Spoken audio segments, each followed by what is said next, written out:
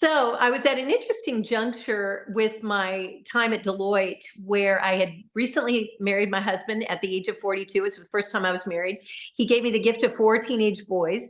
So I was actually, our oldest son had just turned 20 about a week before our marriage. So I had these young sons. I wanted to be a mom. I wanted to pour my heart into my personal life, but I really didn't want to leave Deloitte. I loved working there. Yet, because my husband and I were going to be mobile between Raleigh, North Carolina, and New York City, I needed greater mobility. This was before they were doing a lot of the work from home scenarios.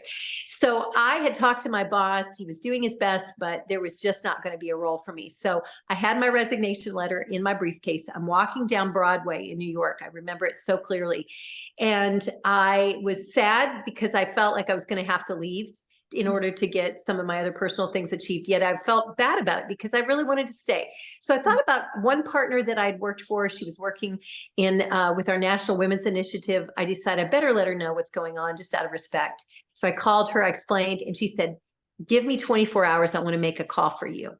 So she made a call with the National Women's Initiative leader. She came back to me and said, we want to create a position just for you.